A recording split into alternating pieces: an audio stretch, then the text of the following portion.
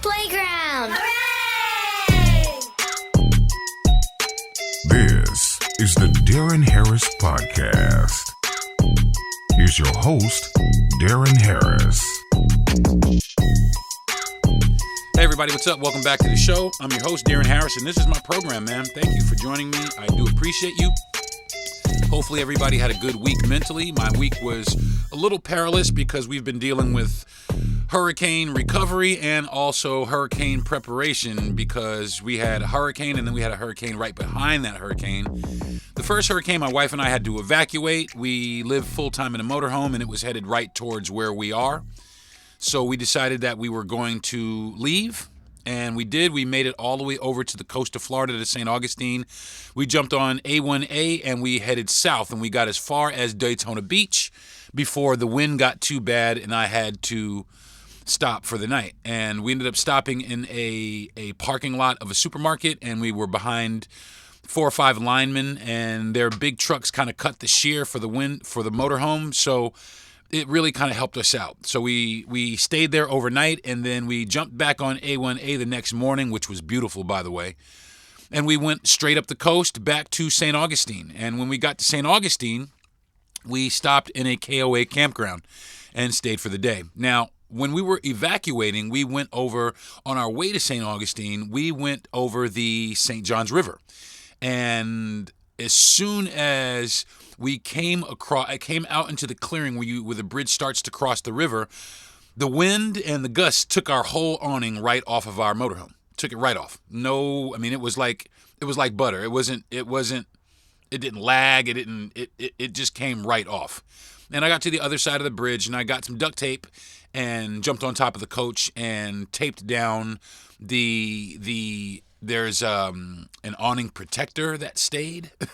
So the awning protector stayed, but it failed to protect the awning. So needless to say, it's still on there. So the next hurricane, which was Milton, which happened a couple days ago, we saw it. It was headed our way first, but then it made a curve towards the south. So it started heading south, and we decided that we were going to stay where we are and shelter in place, and everything turned out all right here. There was some, there was some wind, not a lot here where I am. There was some smatterings of rain, but we really didn't see much activity at all here in North Florida. But I used to work in Sarasota. I used to work in Longboat Key. And just down the way from there is Siesta Key. And that's where the hurricane made landfall. And that was, I guess it was greatly, greatly appreciated by the city of St. Pete because regardless where the storm made landfall, the city of St. Pete got its ass kicked. I mean, it got its ass whooped. Now, my wife and I lived in St. Petersburg for some time. We had a penthouse loft down there for a while and decided that they were charging us too much, so we decided to live this lifestyle in a motorhome. So we decided to leave St. Petersburg, and I'm really kind of glad that we did, because if we had stuck around for what's going on today, I don't know what we would have done. I mean, my job when I worked in St. Petersburg was at a place called Jimmy B's, and it's a beach bar, and it was a really, really popular place, extremely popular place for years and years, decades.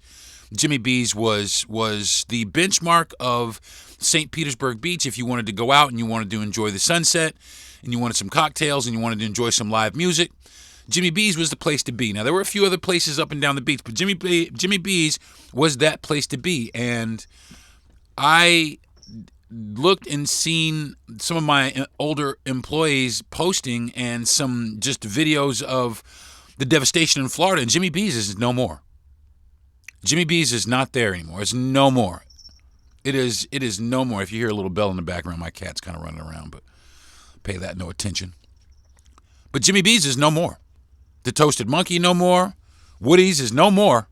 All these benchmark places, a lot of these benchmark places that are down St. Petersburg Beach are destroyed. And it's going to be quite some time before Gulf Boulevard turns back into Gulf Boulevard. My wife and I got married down the street there in St. Pete in Treasure Island. And it's destroyed. All the way up the coast, all the way to Clearwater. And even inland. Inland in St. Petersburg is destroyed. Now, I want to talk about something that kind of bothered me when my wife told me about it before. And I was like, man, see, people playing with people's lives. And there was a crane.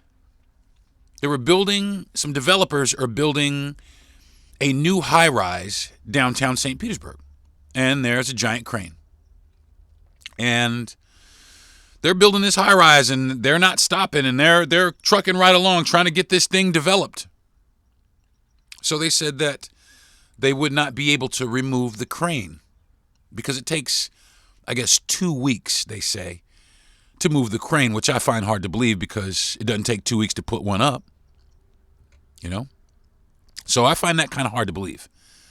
But what ended up happening is the wind got so bad in St. Petersburg that the crane, it failed.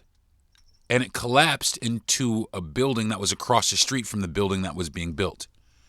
So not only did the crane collapse, it destroyed or did some significant damage to another building that had nothing to do with the construction project whatsoever. The project that they had going on, was just kind of sitting there.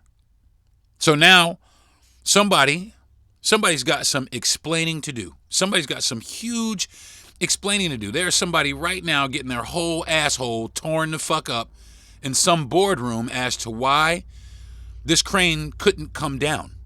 And I'm right along with those people because, like I said, I'm from New York City, the land of skyscrapers. My wife is from Chicago, the other land of skyscrapers. And it don't take 2 weeks to put no crane up, so I don't understand why it takes 2 weeks to put a crane down. Now, I'm going to tell you my theory. This is why I think that the crane didn't come down. Because these motherfuckers were building it. They were building the building. And I'm sure they built this building all the way up until the last minute trying to get work done instead of looking out for the safety of the people that are working on the job site and the safety of the people of the city of St. Petersburg. They did not consider their safety at all. All they were considering was their deadline to meet the construction of that building. That's all they were concerned about. I'm almost positive that instead of taking actions to dismantle that crane or at least bring pieces of it down, they worked. They went up there and continued to work until the last minute. And they knew this storm was coming. And if they say they didn't, they're full of shit because they knew it was coming when Helene was coming. They knew it was coming when Helene was coming. They were telling these people for days, Hurricane Helene is going to slam into the Gulf Coast. Days. Telling these people for fucking days that this shit was going to happen. And what did they do? They continued to work. They worked. They did not stop working. They did not say, hey, listen, there's a couple of hurricanes coming. We're going to pause work. We're going to dismantle this crane until the hurricanes pass by. And then we're going to put them back up. We might be a little bit behind schedule, but we're going to put them back up and we're going to make sure that we maintain the safety of this construction site. And we want to make sure that we look out for the safety of the people of St. Petersburg. But no, what that is, that crane leaning into that building, that signifies nothing but corporate and developer greed. That's all it is. They want to get it up so they can get it full so they can make their money, so they can go sit out on their fucking yachts and buy another fucking house. That's all they want to do. That's all they're trying to do. They're not trying to protect you. They're not trying to give you anything that's safe. They're just trying to make their cash. They don't give a fuck about you. They don't care about you. They showed the entire city of St. Pete. They showed the entire state of Florida that the developers that are coming here to develop these properties, they don't really care about you. They just care about their project. That's it. And the sooner they can get it completed, the sooner that they can make some money. They don't care about you. Okay?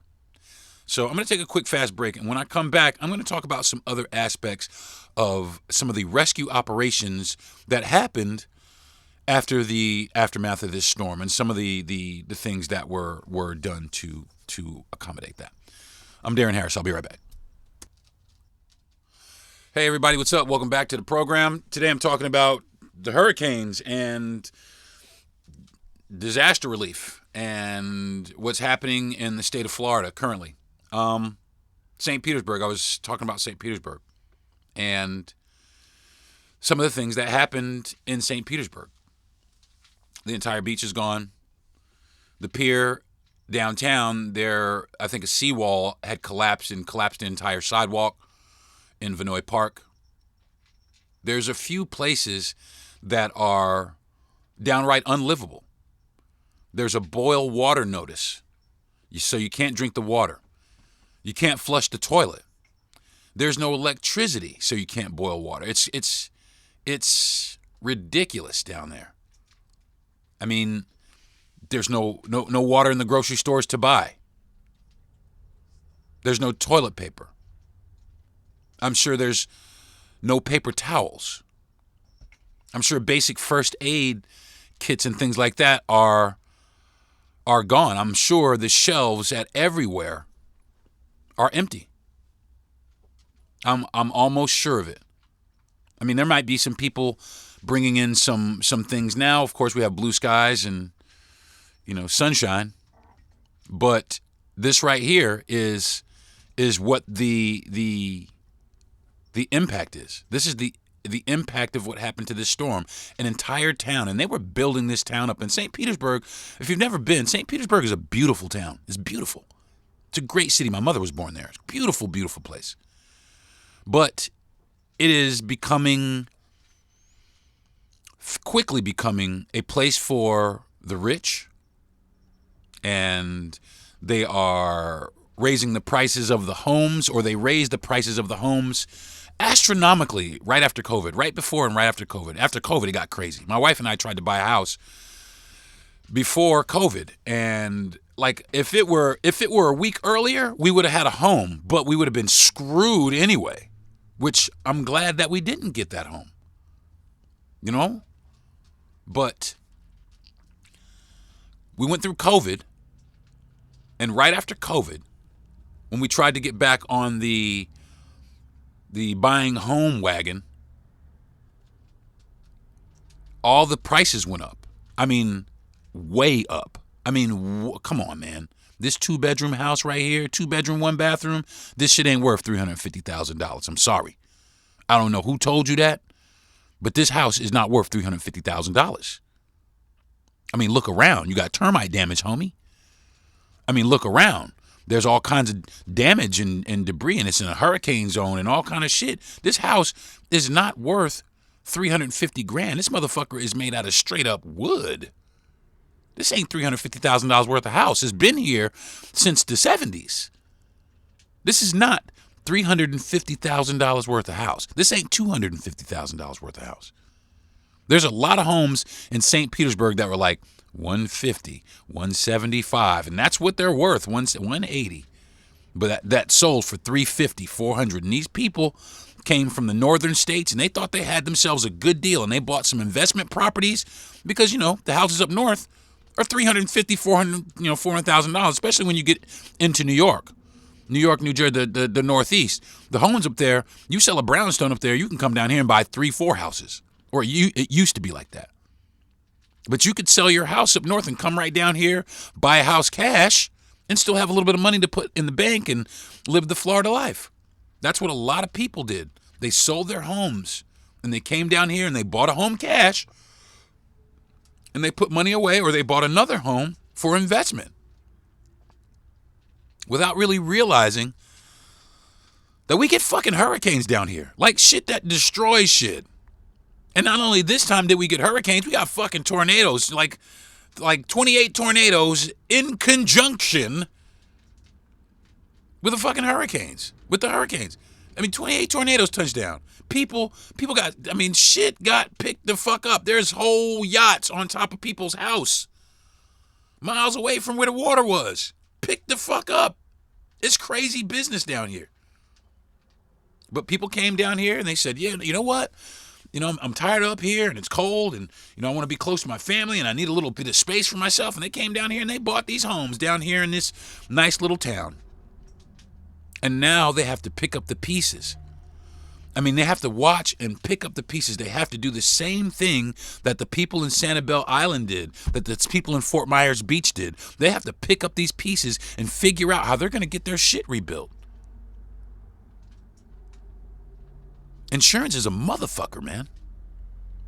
It really is down here in the state of Florida. Now, they cover some shit, but they don't cover everything. If you think you're going to get the same shit you got back, you got another thing coming. They're going to try their hardest to give you not that. That's just the nature of the fucking beast. That's just the nature of the insurance business. The constant fucking of the American people, even in times of despair and tragedy.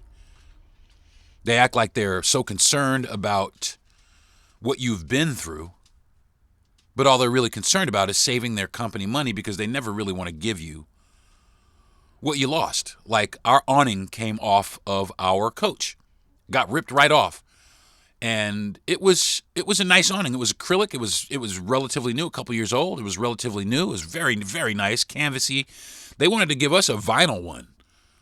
We had an insurance adjuster, and he came out, and they didn't want to give him the work because I'm sure he quoted them something that they really couldn't work with. So now they want to send somebody else out to give them another quote. Hopefully that'll be in the realm of what they want, but they are in for a rude awakening when I tell them I want the exact same shit that was on here.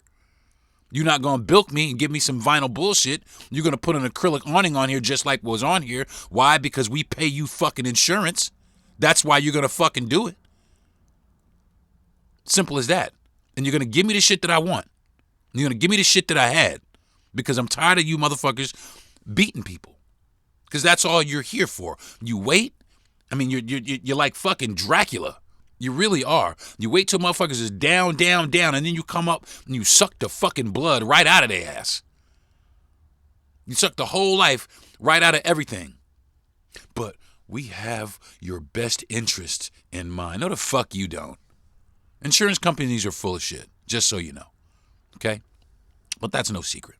Now, one thing I do want to talk about is some of the responses to this crisis here in the state of Florida.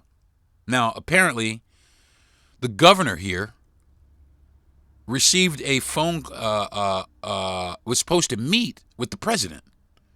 And, good, bad, or ugly, it doesn't really matter at this point to me because there's human life involved. So, the governor of Florida blew off the president of the United States, the meeting that he's supposed to have. He blew it off. He didn't go to it. Fuck him.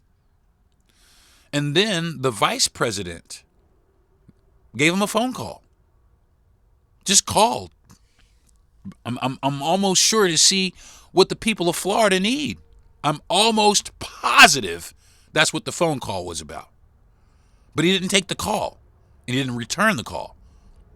And then he said he didn't take the call because he thinks that it's politically motivated.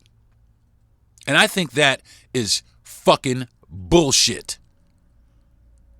What he did, let me tell you what he did. Now, there's a bunch of linemen here, and they're not from Florida, okay?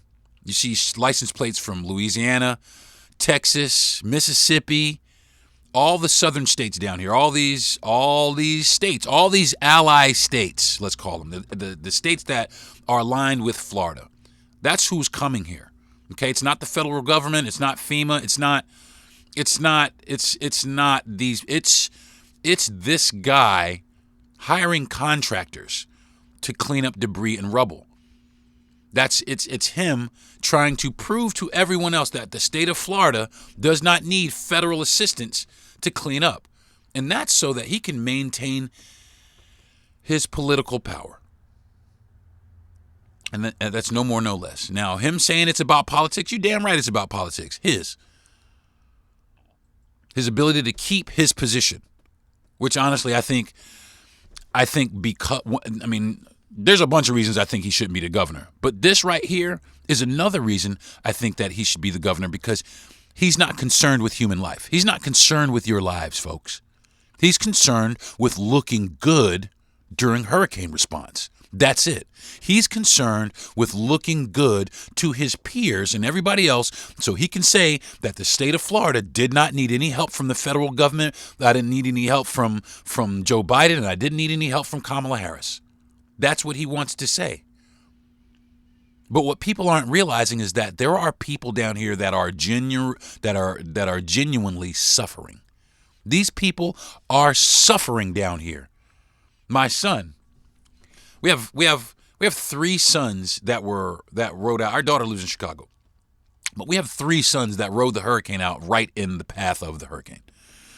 2 of our sons live in an apartment complex. Another one of our sons was between apartments and actually came up here to ride out the hurricane. But we believe he left prematurely because he went down there. He wanted to get home really badly. He wanted to, get home. He had, I guess he just rented a house, and I believe he wanted to start trying to move things into the house, which is kind of understandable if you have power, water, and sewer. But there's not any of that down there. There's no power down there. You cannot flush the toilets. So you can't drink the water. You can't bathe with the water because you have no power. And everything in St. Petersburg, unless, it's a commercial kitchen or you're on the old school downtown grid where you'll still use gas lines, everything down there, all your stoves, they're electric. Just about every damn thing down here is electric. It's crazy. So you can't boil water because you have no electricity. You can't flush the toilet because there's no electricity. You can't bathe in the water because it's contaminated. If you go to the store to try to buy toilet paper, there is none. I'm sure all the paper towels are gone as well. I'm sure all of the provisions that you would need to survive in the days after a hurricane, I'm sure they're all gone. But he made it a point to get back to St. Petersburg. He wanted to go back. And now he's texting my wife that he can't flush the toilet. He's texting my wife that, there's no water to drink and that it's hot. And yeah, man, no shit. Our other son, he decided that he was going to stay and work. And I'm not sure if he worked, and he turned out to be all right, but my wife had texted with him a couple minutes, and he made it clear that, he is definitely not doing any of this for the Instagram, which basically implied that it was a lot more severe than he thought it was going to be. Now, any hurricane that he thought he'd been through in Georgia, because he lived in Georgia for a long time, he's never been through here in Florida because he just started living here in Florida. So he really doesn't know. Our third son is our youngest, and he was probably the safest. He was in his apartment, and where he lives, there's kind of a wall that kind of cuts a lot of the wind shear. He's on the ground floor, so and he's in Orlando, so there was no real threat of it flooding.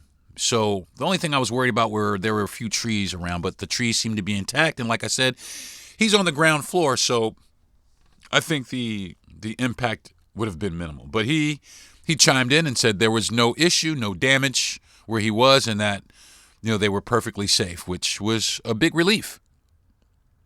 So 2 of our sons are safe on the recovery. One of our sons is learning the hard way that hurricanes aren't really shit to fuck with, even in the days afterward. So, folks, I'm telling you, if you're out here thinking that these things are, it's just a heavy rainstorm, we can get through it. No, man. It's not. It's very deadly. And this storm and the last storm, both of these storms proved that a hurricane ain't shit to fuck with at all. Look at North Carolina. That's shit they've never seen before. And up there, they were telling people that had helicopters and were doing heli-rescues, like private helicopter owners, that they would be arrested if they continued to try and rescue people, which I think is fucking ridiculous. And the reason why is because you don't have the proper training. Well, I'll tell you what. I trained a lot to learn how to fly this helicopter, and actually I fly it pretty good. I fly it on a daily basis. I fly it most days. I fly my helicopter pretty good. I'm still alive. I'm here. I've been up in the air a lot. I have a certification that says I am a fucking helicopter pilot. So if I put my helicopter on the ground, or if I feel I can put my helicopter on the ground and rescue a few people, I should be entitled to do that. That's what's happening around here. People still going through hurricane shit, man. That's what happened. People still going through all this hurricane shit.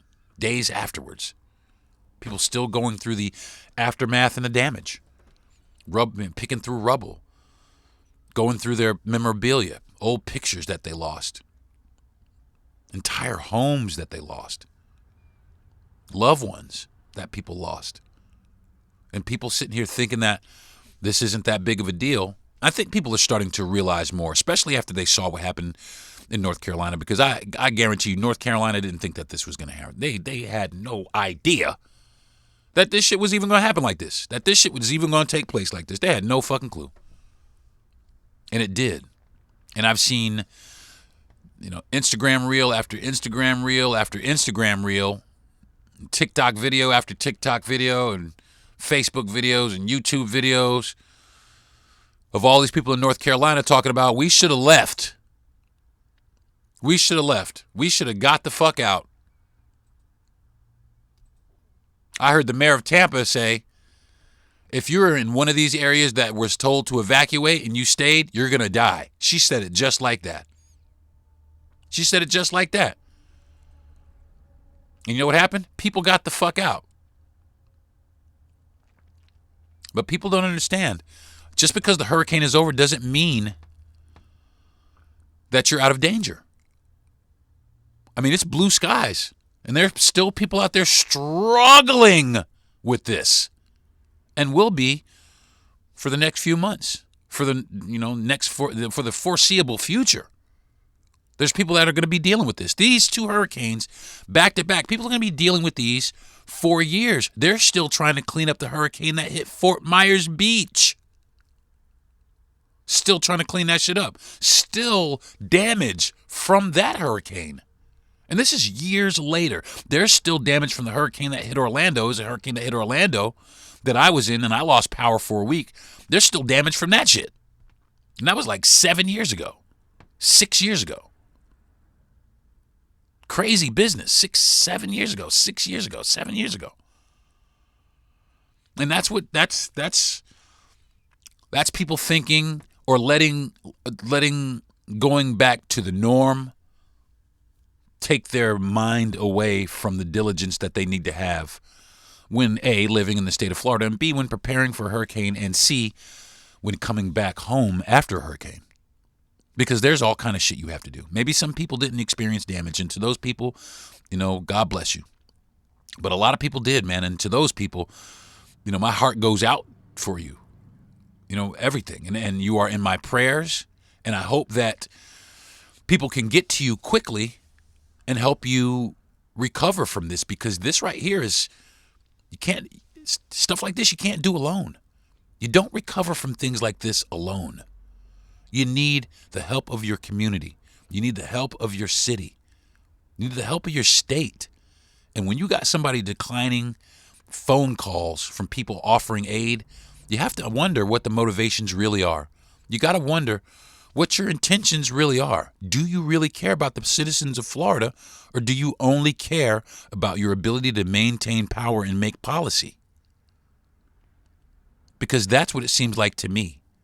It doesn't seem like you care.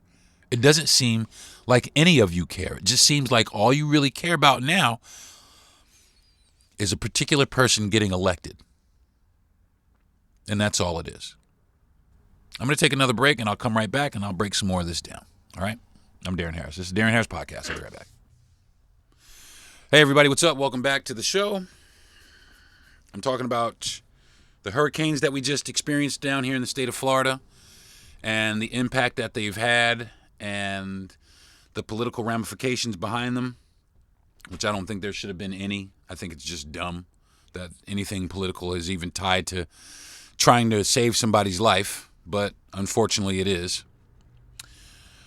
But I'm not going to talk for too much longer, but I do want to talk to the people of Florida really fast. Everybody that's out here in the state of Florida that's listening to me, I want to holler at you real fast. I want to let you know that I don't care who you vote for. All right? I don't care what your political affiliation is. I don't give a shit about it. I don't care about that. I care that you guys are safe. I care that the people of Florida are safe. I care that the people of anywhere that has suffered any disaster are safe. And it's unfortunate that people have now put people's safety second chair to people's political power. And that needs to go back the other way. Politics needs to take second, third, and fourth chairs to human life, to the preservation of human life. Now, I know there's one political party out there that claims to be pro-life, but then they also want to pull out guns and shoot the shit out of everybody that they can fucking shoot. But this is an opportunity for these people also to say, hey, man, I'm really going to stand up and try and do what we can to help these people that need help. It doesn't matter who you vote for. It doesn't matter the flag that you wave in your front yard, whether it be a Harris flag or it be a Biden flag or a Trump flag. If you need help, man, if there's a house, if you got a tree crash down on your fucking house, man, I'm coming in there to get you. Just so you know. And I'm talking to people that don't even like me. And the reason why is because I care about human life. And that's the long and short of it. I care. I give an absolute whole shit about human life. You know what I mean? So in that, if there's anybody out there that needs help that I'm capable of helping, I'm damn sure going to help them. And that's what I think the government of this state should be doing. No matter what, yeah, man, you guys need help, cool. The governor of North Carolina, Georgia, a few of the other states, South Carolina, they've all had calls and taken calls with the president and vice president, and they've said that the working with the White House has been gracious, and people put all that shit aside, man, to help people, man. They put all that shit to the side, man. Yeah, I don't like you for, political reasons, but you know what, though? A bunch of people here are dying, man, and for right now, I have to put all that shit to the side, and we can get back to that shit after this shit is over. Simple as that. But now people are using this to say that they've done incredible things for people that they've never done. That they never even did. They're just lying to gain support. I'm a guy on the ground here, right? I look at TV all the time. I look at TV and I hear these motherfuckers, oh, we did this and we did that, but I'm a motherfucker here on the ground. And I'm looking around and I don't see the shit they talking about. And a lot of times, I don't see the shit they talk about. And believe me, I'm out here looking for the shit they talking about. But I don't see that shit. A lot. Oh, we did this and we did this and we stopped this and we made this happen and we rescued this. I don't see that shit. I'm sorry. I haven't seen that shit. And like I said, I'm a real motherfucker down here on real planet Earth with real fucking eyes. I don't live up here in the political sky and that. I don't live in that form. I live down here with the rest of the regular fuckers. All right? I live down here on regular Earth. And in regular Earth, I'm seeing just as many problems here as I'm seeing in the rest of the other states. It's the whole country. It's not red states. It's not blue states. It's the whole country. It's every state. So my thing is this. And this is to all the politicians out there that claim that they love people, but they take kickbacks, they line their fucking pockets. Mayor Eric Adams, you're fucking dumbass. This goes out to all of these people. If you're not in the business, or if you're not here to help people, then you should not be here at all. You should not be anywhere near anything that would enable you to make laws for people. If you cannot consider all people, you shouldn't be in any position of power. Because the problem is this. These people love their base, but they hate the ones that don't support them. But we're all still here together. Simple as that. Simple as that. And the mentality is this. I historically, I'm just going to call it out. I historically have voted Democratically. I can't vote Republican. I just can't, because they make too many laws that suppress black people, black and brown people. They make too many laws, and then they make a bunch of false claims that they helped us. They don't help us. All right, these laws that they pass, they do not help us. So, but they would use that. They would use that to not help me. They would use that, the fact that, oh man, you're voting for Joe Biden? They would use that in order to not help me or to give me minimal help. I mean, look, take a look. Okay? I just want you guys, take a drive around. If you're in the state of Florida and you listen to my voice, take a drive around. I'm going to ask you to go someplace that you probably wouldn't have gone, unless you live there, that you probably wouldn't go on a normal, regular basis. I want you to drive around your neighborhood, especially if you're a white person. If you're a white person, ride around your neighborhood and look at all of the things that are being taken care of. Everybody that's out, look at the fucking city officials that are out there, look at everybody that's out there trying to return and restore your neighborhoods to the way that they were before the hurricane. And then I want you to take a ride on the black side of town or the Latin side of town and see the opposite, because they let these people suffer.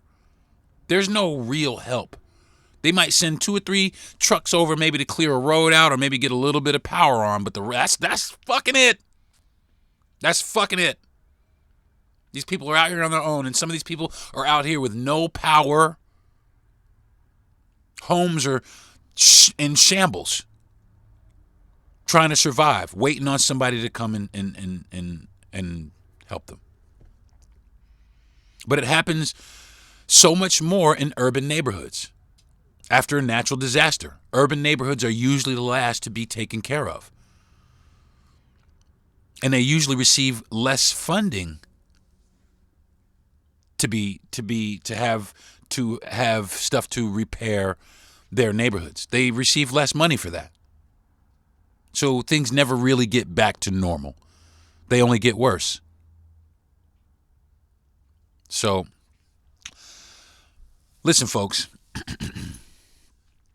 If you've never been through a hurricane, it is very perilous. It is nothing to joke around with. I mean, it can rip I don't care what kind of house you have. It can rip your whole roof off. It can knock your whole house down. It can flip your cars over. It can move shit that you wouldn't think it could move. That's the force of nature.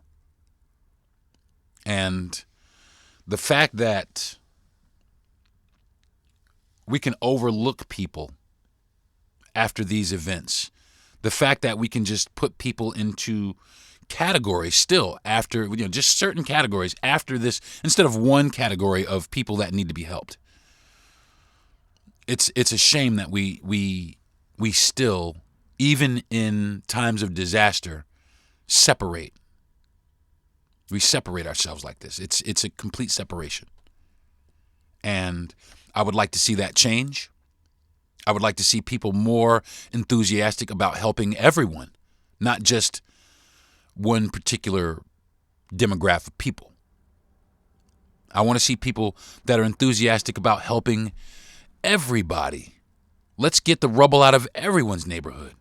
Not let's just start over here in this one and work our way to this one. Let's start in all the neighborhoods evenly and equally and give everybody the care that they deserve. And that's where I'm at with this. And I hate to say it. I mean, actually, I don't hate to say it. Everybody that is a politician that is standing up and claiming to have done something magnificent for people, or if you're a politician and you're turning down aid from places that don't align with you, then you're the problem. You're the fucking problem. You're the problem that continues to divide people. You're continuing, and you're doing it purposefully. You're dividing people when people should be brought together, especially in times of disaster. All right, folks? So that's going to do it for this week's episode of the Darren Harris podcast. I want to thank my parents always and every day. I want to thank my wife for being the greatest supporter I've ever had. I want to thank my best friend and producer, Jesse Yandel. And I want to thank Gentry Thomas, the gentleman who has the platform that my podcast is brought to you on. And I most definitely, and last but not least, I want to thank all the listeners out there that are listening to my podcast. I want to thank you personally. Thank you very much. And if I could shake everybody's hand, make a long line, I'm going to come and shake everybody's hand. I'd love to do that. I'd love to meet some of the people that listen to my show. So if you guys want, drop me a DM. I'm Darren_Harris Comedian on Instagram. You can drop it there. You can see me at Darren T. Harris Comedian on Facebook. And I think it's the same thing. I have a Facebook fan page, which is the same thing. Either way, if you guys want to reach out to me, you're more than welcome.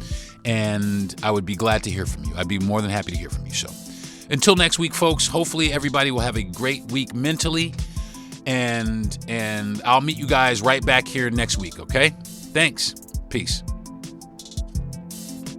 You've been listening to the Darren Harris Podcast. Subscribe to the show, give a good rating, and everything you need to know is at DarrenHarris.com.